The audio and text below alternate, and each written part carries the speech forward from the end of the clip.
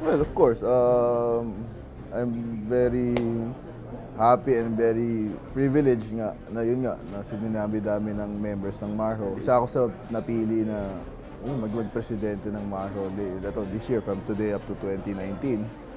And then, of course, masaya ako. Although para sa akin, I'll take it as a challenge.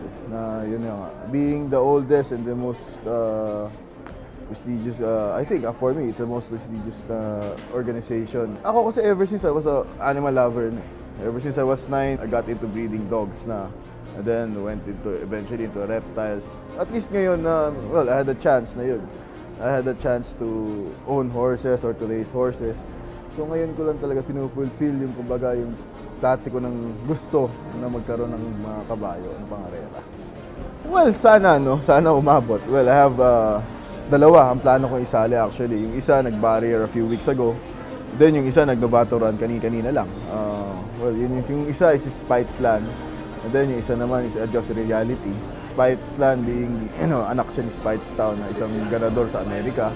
And then si Adjust Reality naman, anak siya ni Tapit, which is the leading sire for the last 3 years, I think, in the United States. So, well, hopefully umabot sila, no? Kasi as of now, hindi pa sila nakakatakbo. Nag-barrier pa lang. So, depende na sa trainer ko yan na si Egoy Hipolito kung aabot sila or hindi. But hopefully umabot. So, with that, into that race, sana yung dalawa makaabot dun sa race. Dahil I'm sure, napakagandang karera, no? At least, yun nga, pinakamalaking pa-premyo yun dito sa atin in history of horse racing.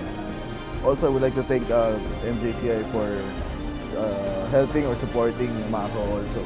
Not just Marho, pati yung ibang pakarera ko na gaya ng Erap Cup. First Erap Cup and then second Erap Cup and the Around Maynila Racing Festival. Marho will support MJCI, hopefully likewise, diba? So, yun, happy anniversary and then more power to you. And then, sana another 150 years pa, tuloy-tuloy ang MJCI.